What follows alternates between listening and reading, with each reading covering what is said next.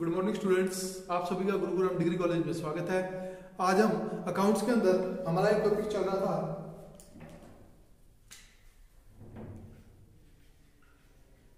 Valuation of share.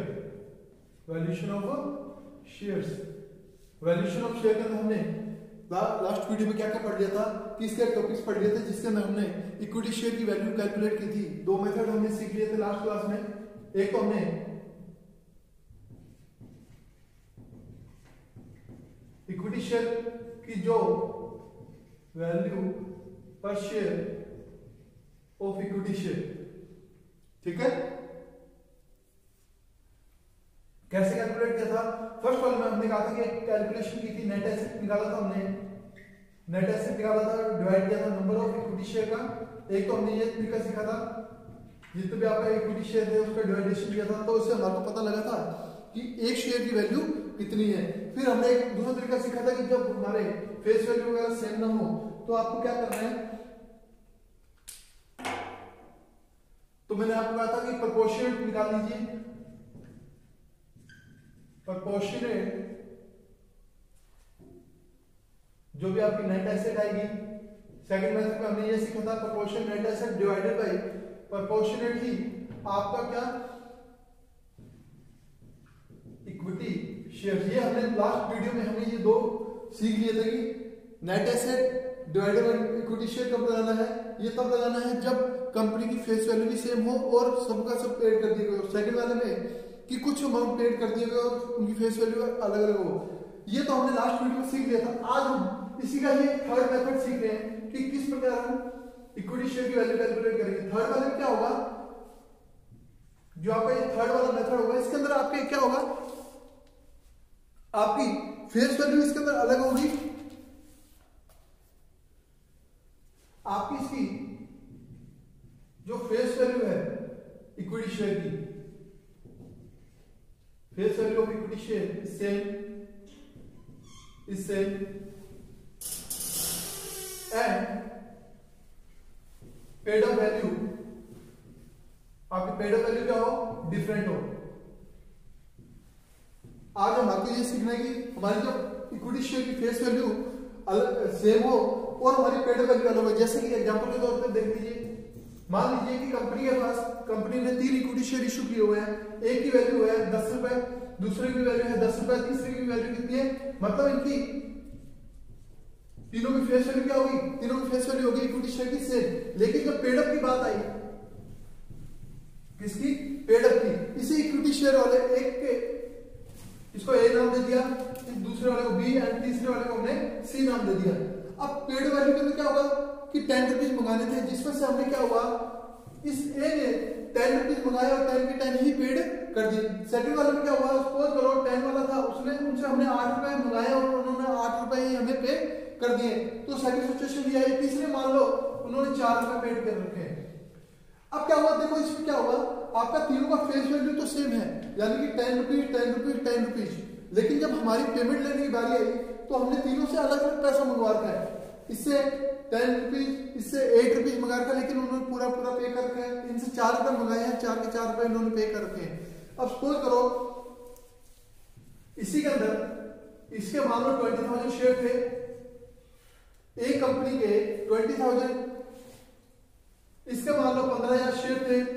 Share कितने थे इनके, इनके 15,000 मान लो, इनके भी 15,000 मान लो। मान लो कि ये क्वेश्चन है हमारा, तो इसके अंदर क्या होगा, आप लोगों को सबसे पहले इसके अंदर 2 स्टेप फॉलो करने होंगे, जिससे हमारे को क्या करना है। आपको सबसे पहले कंपनी की नेट एसेट निकाल लीजिए। हमेशा जब भी आप इक्विटी शेयर की कैलकुलेशन करोगे, सबसे पहले आपको नेट एसेट तो निकालना है। अब क्या करो, स्टेप नंबर 1 है, याद रखना, स्टेप नंबर 1 सिंपल सा कॉन्सेप्ट है। जितना भी आप लोगों का जितना भी नेट एसेट आप लोगों ने निकाला होगा, वो नेट एसेट कौन सा वाला निकाला होगा, ये वाला, मतलब यानी कि 10 रुपीज वाला 10 रुपए पे किए हुए, 8 रुपए पे किए हुए, 4 रुपए पे किए हुए। तो आप लोग ना एक काम कीजिए, इसके अंदर ऐड कर दीजिए notional core money. Notional core money, इन नोशनल कोर मनी का मतलब क्या हुआ, divided by total number of equity share. क्या मीनिंग क्या होगा नोशनल कॉल मनी का? आप लोगों की जो नेट एसेट आई वो तो इसके अकॉर्डिंग आई। आप लोग एज्यूम कर लो कि अगर हम सारा का सारा अगर पैसा मंगवाते तो इनसे एक प्रकार से 2 रुपए मंगा लो, एक प्रकार से मंगा लो, मंगवाना नहीं है, सिर्फ एज्यूम करना है कि अगर हम इनसे 2 रुपए मंगवा लेते तो हमारी नेट एसेट कितनी हो जाती, इनसे 6 रुपए मंगा लेते तो कितनी नेट एसेट हो जाती। तो ये आपका स्टेप नंबर 1 होगा। इससे आपका क्या निकल जाएगा? Fully paid up value, fully paid up value of equity share. ठीक है, equity shares. Okay, step number 1 में ये करना है। सेकंड स्टेप में वही करना है जो अभी आप लोगों ने स्टेप नंबर 2 में जो आप लोगों का ये आया, net asset plus notional call money divided by total number of equity share. Second step में आप क्या करना कि वैल्यू पर partly paid up share, value of partly paid up shares. इसका मतलब क्या हुआ? जो आप लोगों की ये वाली वैल्यू आएगी, कौन सी वाली? ये फुली पेड अप वाली, फुली पेड अप वैल्यू पर शेयर, इसमें से माइनस कर देना जो इन लोगों ने अभी पेमेंट नहीं किया। जैसे कि इसने 8 रुपए पे किए, यानी कि 2 रुपए पे नहीं किए, तो जो भी माइनस अनकॉल्ड शेयर्स, इतना सा आपको काम करना है। पहले स्टेप में आप हमेशा नेट एसेट तो निकालते हो। अब नेट एसेट के अंदर हमेशा याद रखना ये कॉन्सेप्ट तभी लगेगा जब फेस वैल्यू उनकी सेम है लेकिन उनसे पेड अप वैल्यू अलग अलग है। तो net asset plus notional call money divided by total number of equity share करने के बाद एक वैल्यू पर फुली पेड अप वैल्यू आ जाएगी। आने के बाद हमें निकालना है कि पार्टली पेड अप वैल्यू कितनी है। तो हम कहेंगे जो भी हमारी वैल्यू आई वो तो फुल के हिसाब से आई, जिन्होंने जितना जितना पैसा नहीं दिया अनकॉल्ड रहे उसको माइनस कर दीजिए, उसके बाद आपका आंसर आ जाएगा। अब देखो एक आपके स्क्रीन पे एक क्वेश्चन दिखाई दे रहा होगा, वो क्वेश्चन क्या है? कहता है कि 20,000 इक्विटी शेयर राम लिमिटेड के 31 मार्च 2018 को निम्नलिखित शेष निम्न प्रकार है। क्या क्या? 20,000 इक्विटी शेयर है, 10 ईच फुली पेड अप, यानी कि 20 शेयर इक्विटी शेयर है, 10 रुपए है, 10 रुपए वाला एक शेयर है और 10 के 10 रुपए ही उन्होंने पे कर रखे हैं। सेकंड सिचुएशन में क्या हुआ? 15,000 इक्विटी शेयर है, 10 ईच 8 रुपए पेड अप, 10 रुपीज वाला 8 रुपए पेड अप है। तीसरे वाले में क्या हुआ? 10 रुपए वाले हैं, 15,000 इक्विटी शेयर है और उन्होंने पे कितने करके हैं? 4 रुपए पे करके। ओके, फिर उसके बाद हमारे को क्वेश्चन में रिजर्व एंड सरप्लस दिया हुआ है, डिबेंचर दिया हुआ है, करंट लायबिलिटी दी हुई है, यानी कि लायबिलिटी का पूरा पोर्शन दिया हुआ, टोटल होगी 7,50,000 रुपीज की। उसके बाद क्वेश्चन में हमें गुडविल दिया हुआ है, fix asset, current assets and the preliminary expenses दिए हुए हमें कितने के? 10,000 रुपीज के।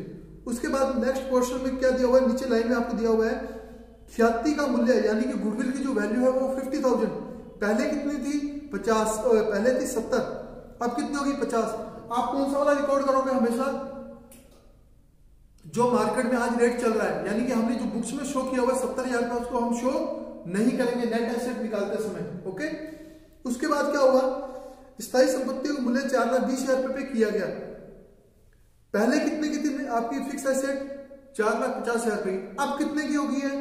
4,20,000 रुपए की, यानी कि अब रिकॉर्ड कौन सा करोगे आप? 4,20 का। 20,000 रुपए का संदिग्ध दायित्व, यानी कि कंटीन्यूड लायबिलिटी। ऊपर देखो हमारे कंटीन्यूड लायबिलिटी कहीं शो कर रहा था क्या?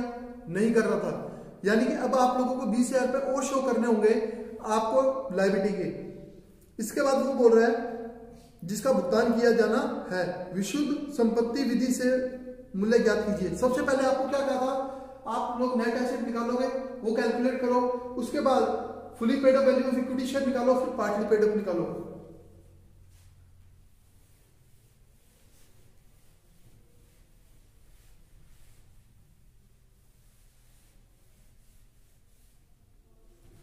सबसे पहला काम आपका क्या होगा? नेट एसेट निकालना। तो आप लिख लीजिए calculation of net asset, calculation of net assets. कैसे कैलकुलेट करना था?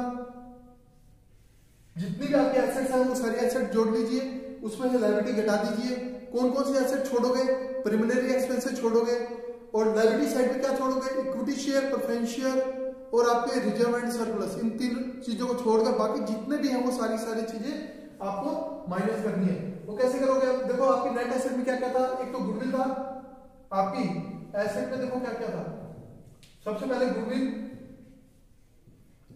बुक्स में शो कर रहा था 70,000 रुपए, लेकिन हमें कितना शो करना है? आज मार्केट में रेट कितना है उसका? 50,000। तो आपको यहाँ पे रिकॉर्ड करना होगा 50,000 रुपए, ठीक है। उसके बाद सेकंड क्वेश्चन में हमारे को क्या दिया हुआ है? Fix asset. फिक्स एसेट हमारे को क्वेश्चन में दी हुई है कितने की? 4,50,000 रुपए की, जबकि आज मार्केट में उसका रेट क्या चल रहा है? 4,20,000। तो आपको यहाँ रिकॉर्ड कितना करना होगा? 4,20,000 रुपए, ओके। उसके बाद देखो अगली एसेट कौन सी दी हुई है हमें? Current assets. तो आप यहां पे लिखोगे करंट एसेट्स। क्या नीचे मार्केट में उसका कोई रेट दिया हुआ है क्या? अगर मार्केट का रेट नहीं दिया हुआ तो आप हमेशा कौन से रिकॉर्ड करोगे? जो बुक वैल्यू वाला है। वो बुक वैल्यू में कितना है आपका? 2,20,000 रुपीज, 2,20,000 रुपए, ओके। इसके बाद अगली एसेट हमारे को दी हुई है क्वेश्चन में प्रिलिमिनरी एक्सपेंसेस। क्या वो यहाँ रिकॉर्ड होगी? क्या यहाँ रिकॉर्ड नहीं होगी? आपको बताया था सारी एसेट को जोड़ना है, सिर्फ 2-3 आइटम को छोड़कर। Preliminary expenses, discount on issue of debenture, P&L का डेबिट बैलेंस, इन 3-4 चीजों को छोड़कर बाकी सारी चीजें आपको एसेट की जोड़नी थी। तो अगर आप इसका टोटल करोगे तो टोटल कितना आएगा? 4 तो 6, 6,90,000 रुपीज। ये आपका एसेट की वैल्यू होगी। आपका टोटल एसेट है 6,90,000 रुपए की। अब हमारे को नीचे माइनस क्या करना है? लायबिलिटीज। अब लायबिलिटीज के अंदर क्या क्या छोड़ना है? इक्विटी शेयर, प्रेफरेंस शेयर और इसके अलावा रिजर्व एंड सरप्लस। अब इक्विटी को छोड़ दो, रिजर्व सरप्लस को छोड़ दो। आपका डिबेंचर दिया हुआ है 11% डिबेंचर, कितने के? 1 लाख रुपीज के। तो यहाँ पे आप क्या लिखोगे? 11% डिबेंचर्स, 1 लाख रुपीज के। तो आप लोग यहाँ लिख लीजिए कितने का? 1 लाख रुपीज का। उसके बाद अगली बार को लायबिलिटी शो की हुई है करंट एसेट्स की, sorry current liability, current liabilities. Current liabilities आपकी कितनी है? 90,000 की। तो आप लोग यहां पे लिख लीजिए 90,000 रुपीज। इसके बाद आपकी और कोई लायबिलिटी शो हो रही है? नहीं हो रही, लेकिन नीचे एक कंटीजेंट लायबिलिटी और शो हो रही थी कि जिसका हमने पेमेंट किया है। अगर पेमेंट नहीं किया, लायबिलिटी तो आपकी बढ़ रही है ना, तो आपको यहाँ क्या लिखना है? कंटीजेंट लायबिलिटीज, ठीक है। वो कंटीजेंट लायबिलिटी कितने की थी आपके क्वेश्चन में? 20,000 की। कितने की? 20,000 रुपए की। तो आप लोग यहाँ पे लिखोगे कितना? 20,000 रुपए, ठीक है। ये कितना होगा? 1,90,000 और 2,10,000 रुपए।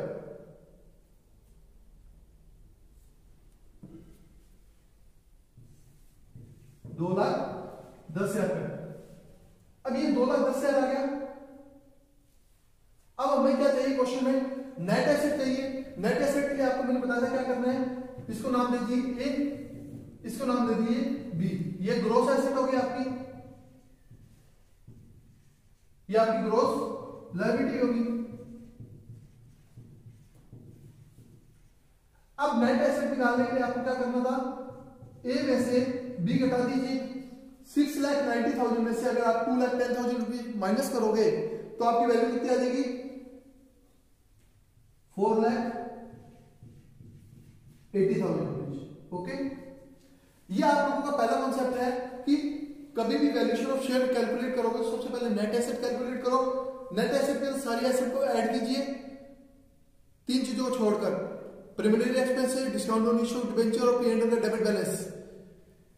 लायबिलिटी साइड के अंदर क्या करोगे? सारी लायबिलिटी लोगे, सिर्फ 3 चीजों को इसके अंदर भी छोड़ना है, इक्विटी शेयर, प्रेफरेंस शेयर और रिजर्व एंड सरप्लस या P&L का अगर बैलेंस है तो। अब ये आ गया। इसके बाद आप लोगों को क्या कहा था मैंने? ये आ गया आपका। इसके बाद स्टेप नंबर 1 कीजिए आप। आपका नेट एसेट आ गया plus notional call money divided by total number of shares, total number of share. ये आपका पहला कॉन्सेप्ट है जिसके अंदर आपकी फुली पेड वैल्यू कैलकुलेट होगी। नेट एसेट कितना है क्वेश्चन में? 4,80,000 रुपीज। 4,80,000 रुपीज है, प्लस नोशनल कॉल मनी का मतलब क्या हुआ यहाँ पे आपका, है ना,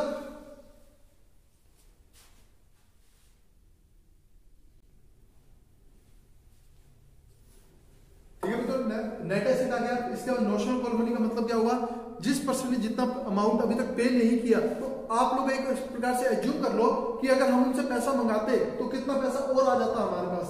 तो देखो क्या हुआ, 15,000 इक्विटी शेयर थे 10 रुपए वाले, जिन्होंने 8 रुपए पेडअप किए हुए, अगर हम इनसे 2 रुपए और मंगा लें तो 10 रुपीज बराबर हो जाएंगे। तो अगर हम 15,000 के हिसाब से 2 रुपए के हिसाब से और पैसा मंगाते हैं तो 30,000 रुपए और आ जाते हैं। इसके अलावा एक और तीसरा प्रकार का और इक्विटी शेयर है, जिसने 15,000 इक्विटी शेयर है 4 रुपए पेडअप करके, अगर इसने 4 रुपए पेडअप करके हैं तो यानी कि उसने 6 रुपए पेडअप नहीं कर रखे, तो एक बार एज्यूम कर लो कि उनसे 6 रुपए और मंगा लेते, तो 15,000 इंटू 6, 15 छक्का 90, यानी कि 90,000 रुपीज अगर और आ जाता, डिवाइडेड बाई आपको क्या करना था, टोटल नंबर ऑफ शेयर्स। एक हमारे पास 20,000 इक्विटी शेयर है, 15,000 इक्विटी शेयर है, और तीसरे कौन से है 15,000 और एक इक्विटी शेयर है, तो टोटल कितना हो गया 50,000। 20 और 15 35, 35 और 15 50। जैसे आप कैलकुलेट करोगे तो वैल्यू कितनी आ जाएगी, 4,80,000, 5,10,000 यानी कि 6 लाख रुपए, डिवाइडेड बाई 50,000 रुपीज। अब 50,000 निकलने के बाद क्या हुआ, आज अगर फुली पेडअप होता, अगर ये कौन सी वैल्यू आई है, फुली पेडअप वाली वैल्यू आई है, फुली पेड वैल्यू पर शेयर, ठीक है। यानी कि अगर जिस बंदे ने पूरा अमाउंट पेड किया हुआ है तो उसकी आज शेयर की वैल्यू कितनी है 12 रुपए, लेकिन हमें 2% तो ऐसे थे ना, जिसने एक ने 8 रुपए पेडअप कर रखे थे, एक ने 4 रुपए पेडअप कर रखे थे, तो इनकी वैल्यू तो इतनी नहीं होगी ना। तो स्टेप नंबर 1 में तो ये हो गया। स्टेप नंबर 2 में आपको क्या करना था, पार्टली पेडअप निकालना था आपको, पार्टली पेडअप वैल्यू पर शेयर। ये कैसे कैलकुलेट करना था, मैंने आपको कहा था कि जितना भी आपका फुली पेडअप वैल्यू पर शेयर है, यहां पर लिखिए फुली पेडअप वैल्यू पर शेयर माइनस अनकॉल्ड कैपिटल। अब क्या हुआ, देखो आपका 12, देखो 3 थे ना, A B and C, A B और सी। अब देखो फुली पेडअप आया 12 रुपए, पहले वाले पर्सन ने कितने रुपए पे किए हुए थे, 10 के 10 पे किए हुए थे, तो इसका 0, यानी कि इससे कुछ भी नहीं मंगाना था, यानी इसके मार्केट जो एक प्रकार का इक्विटी शेयर इशू किया हुआ मार्केट में, तो उसकी वैल्यू कितनी है 12 रुपए। दूसरा क्या हुआ, 12 रुपए फुली पेडअप है, लेकिन बी वाले ने कितना पेमेंट कर रखा है 8 रुपए, यानी कि 2 रुपए पेमेंट नहीं कर रखा, तो यहां से आपको 2 रुपए माइनस करने हो अनकॉल्ड, जो उनसे मंगवाए नहीं, तो यानी कि जो बी प्रकार का इक्विटी शेयर है उसकी मार्केट में फुली पेडअप तो 12 रुपए लेगा, लेकिन बी को मार्केट में कितने रुपए मिलेंगे 10 रुपीज। और थर्ड वाले के अंदर क्या हुआ, 12 रुपए था, उसने अभी तक पे किया था 4 रुपए, यानी कि 6 रुपए अनकोल्ड था, यानी कि मंगाया नहीं था, तो आपको यहां से कितने रुपए माइनस करने होंगे 6 रुपए, यानी कि वैल्यू कितनी है बच्चों 6 रुपए। अब क्या हुआ, इससे हमारा पता लग गया हमारे एक इक्विटी शेयर की वैल्यू मार्केट में कितनी है। वो कैसे कैलकुलेट किया, पूरा आपको फॉर्मेट समझा दिया गया, एक बार रिवाइज करवा देता हूं। क्या है, सबसे पहले आप नेट एसेट कैलकुलेट कीजिए, नेट एसेट कैलकुलेट करने के बाद नोशनल कॉल मनी ऐड कीजिए। वो तभी करोगे जब फेस वैल्यू जबकि सेम हो और पेड वैल्यू सबकी अलग अलग हो, तब आप उनकी नोशनल कॉल मनी को ऐड कर दीजिए, डिवाइड कर दीजिए नंबर ऑफ शेयर से, एक शेयर की फुली पेड वैल्यू आ जाएगी। उस फुली पेड शेयर के अंदर से जितना पैसा हमने अनकोल्ड है, जो मंगवाया नहीं, उसको माइनस कर दीजिए, और माइनस करने के बाद जो भी आपकी वैल्यू कैलकुलेट होगी वो आपका क्या निकल जाएगी, वैल्यू पर शेयर कैलकुलेट हो जाएगी। ठीक है, ओके बच्चों, बाय।